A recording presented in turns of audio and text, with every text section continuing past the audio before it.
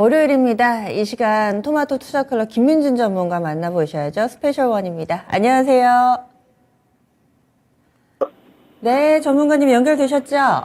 네, 안녕하십니까. 김민준입니다.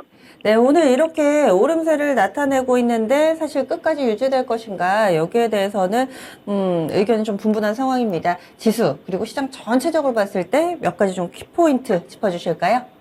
네, 우선 우리 시청자분들 아침에 조금 기대치가 크셨을 것 같습니다. 지난 금요일 나스닥이 좀 큰 폭으로 올랐기 때문에 기대감이 있었을 거라고 생각되는데요. 생각과는 좀 다르게 혼자 현상이 좀 빠르게 흘러가고 있습니다. 아무래도 빠른 순환매가 저는 이 혼자 현상의 중심에 있다고 좀 생각을 하고 있고요. 지난 금요일 날 보시게 되면 3대 지수가 모두 상승 마감이 됐습니다. 긴축의 속도 조절에 관한 이야기가 계속 나오고 있고요. 역시나 실적은 알 수가 없는 부분인 것 같습니다. 뚜껑을 열어봐야 알 수 있는 부분인데 의견이 분분했던 두 종목이 있습니다. 특히나 애플 쪽, 인텔. 대표적인 IT 반도체 업종인데 역시나 뚜껑을 열어보니 실적이 호실적으로 나왔습니다. 굉장히 실적 호조가 돋보였었고요. 특히 애플에 관해서는 판매량, 특히 최근에 나왔던 아이폰 14에 대한 판매량이 감소하고 있다. 앞으로 장기 업황이 좋지 않다는 평들이 주류를 이루었고요. 인텔도 마찬가지입니다. 반도체 업황이 조금 어두워지면서 상당히 평가가 후하지 않았었는데 막상 뚜껑을 열어보는 실적이 너무 좋았습니다. 반론의 여지가 없을 정도의 실적을 써냈고요. 그 다음에 특히나 이제 자니드 앨런 재무장관이 또 코멘트가 좀 있었는데 최근에 역시 흐름을 좀 보게 되면 연준의 스탠스도 마찬가지고 고위직들의 스탠스도 마찬가지고 어떤 긴축 기조와 매파적인 스탠스는 바뀌지 않는 것 같습니다. 이런 측면에서 역시나 코멘트가 중요하다는 말씀을 드렸는데 미국은 완전 고용 상태에 가까우며 낮은 실업률, 경기 침체 신호는 보이지 않는다. 이런 코멘트를 또 언급을 했습니다. 그러면서 굉장히 가파르게 상승주가 갔었는데 국내 증시로 좀 넘어와서 보시게 되면 아침에 출발은 좀 산뜻했습니다. 그렇지만 역시나 과대낙폭에 따른 반등 구간이 마무리되어가는 측면인지 양대 지수 갭상승했지만 2차 전지는 쉬고 반도체는 좀 뜨는 측면으로 지금 오전에 시장 흐름이 흘러가고 있다. 이렇게 정리를 해드려야 될 것 같습니다. 네, 그러면은 이번 한 주 동안은 스페셜원 어떻게 잡고 계세요? 네, 이번 주가 굉장히 좀 시장 어렵다고 말씀을 드려야 될 것 같습니다. 이제 과대낙폭의 다른 군가는 좀 마무리가 됐고요. 2300선의 코스피 지수가 좀 도달을 하면서 역시나 이 코스피 지수의 상승이 이끌었던 요소로 보게 되면 지금까지 역시나 2차 전지가 가장 큰 몫을 해놨었습니다. 하지만 오늘 2차 전지가 좀 쉬어가는 국면인데요.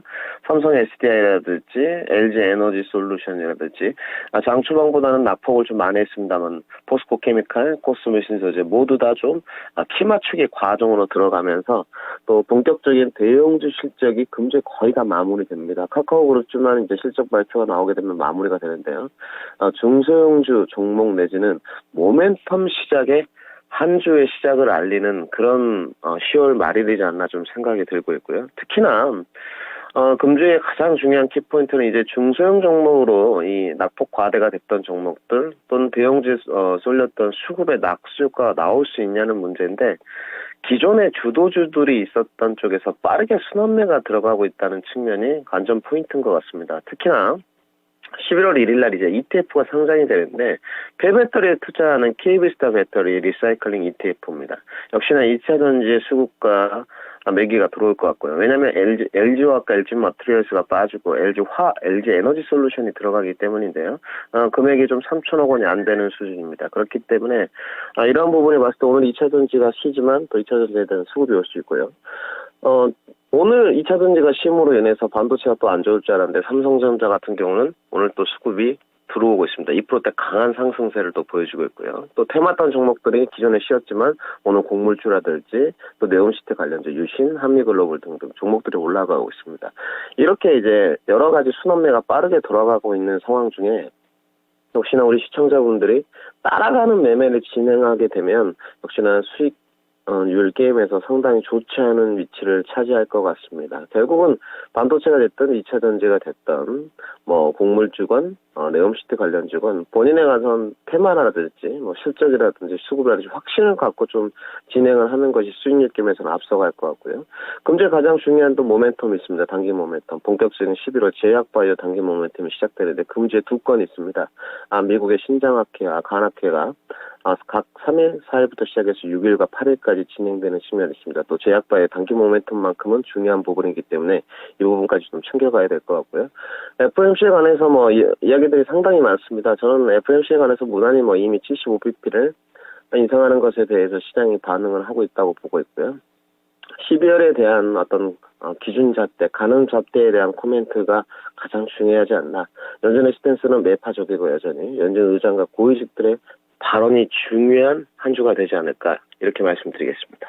네. 그러면은 한 주 동안에 어떤 대응 전략이 좀 필요할지 저격 포인트도 알려주세요.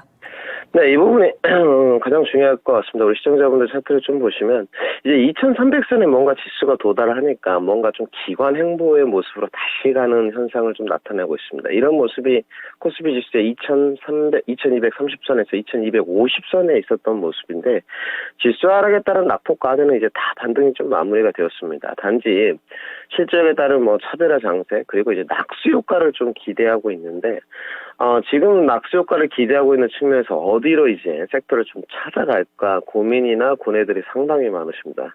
그 이유인 즉슨 순환매가 너무 빠르기 때문인데요. 오늘 2차 전지가 좀 좋은 것 같아서 이제 뭐 추세 돌파를 하나 조금 따라가 봤더니 오늘 다시 반도체. 오늘 반도체가 좀 좋아서 다시 좀 봤더니 다시 뭐 네옴시티 곡물주. 이런 식으로 좀 흘러가고 있기 때문에 결국은 자기 섹터 종목을 확실하게 공략 포인트로 좀 잡아야 될 것 같고요. 이제 실적에 따른 아까 뭐 차별화 낙수 효과라고 말씀드렸는데 역시나 2300선에서 지금 치어가는 모습이기 때문에 FOMC 관망세를 이용한 눌림목 접근 포인트가 나온다면 오늘과 내일인 것 같습니다. 그 눌림목 접근 포인트를 좀 저울질하는 오늘과 이 길이 되었으면 좋겠고요. 매번 말씀드리지만 쫓아가는 매매라는 절대 수익을 낼 수 없는 어려운 시장인 것 같습니다. 수품 좀 잘 봐야 될 것 같고요. 역시나 주도주 쪽에서 수급이 올라오고 있을 때는 주도주 쪽, 테마 쪽에 갈 때는 역시나 뭐 네옴시티나 곡물주인데 과연 테마보다 주도주가 나을 것이냐, 주도주보다 테마가 수익률 갭에서 나을 것이냐 선택의 문제입니다만은 지금은 주도주 쪽에서 조금 선택을 하는 것이 더 유리하지 않나 이렇게 말씀을 드려야 될 것 같습니다. 반도체 IT, 2차 전지, 그리고 단기 모멘텀 있는 제약바이오, 신재생 안에서 조금 순환매가 일어나는 장세로 한 주의 시작을 알리지 않나 이렇게 정리해드리겠습니다. 현재 기준으로 봤을 때 테마보다는 주도주 섹터에 발을 담그는 게 낫지 않을까 이렇게 저격 포인트까지 잡아주시네요. 그럼 장 마치고 나서 한 번 더 뵙겠습니다. 네, 감사합니다. 네. 스페셜원 전략 알아봤습니다. 토마토 투자 클럽 김민준 전문가였고요. 시장 분위기 따라가서는 안 된다. 따라가서 사면 수익 낼 수가 없다. 이런 부분은 많은 전문가들이 입을 모아 이야기하고 있습니다. 오늘장 아침에 갭상승에서 잡지 말자, 좀 때려 노려보자라는 의견들 많았었는데요. 이 부분이 어느 정도 좀 예견됐던 걸까요? 지금 탄력이 좀 둔화돼가지고 타이밍 잡는데 좀 더 주의를 기울여 보셔야 되겠습니다. 그리고 김민준 전문가는 반도체, IT, 2차 전지 이쪽에 좀 더 집중하자라는 전략을 제시했습니다. 네, 현재 양시장 코스피 지수는 0.5% 상승이고요. 코스닥 0.8% 상승입니다. 확실히 코스피 2300, 코스닥 700선의 저항은 만만치 않은 모습입니다. 원달러 환율은 좀 잠잠하게 흘러가고 있습니다. 그러면 지난 시간보다 남은 시간이 더 많으니까요. 이 시간 충분히 좀 잘 활용해 보시고요. 지금까지 다양한 투자 판단에 대한 도움 말씀드렸습니다. 종목의 상승 하락을 보장하지는 않습니다. 장 마칠 때 다시 찾아뵙겠습니다. 함께해 주신 여러분 고맙습니다.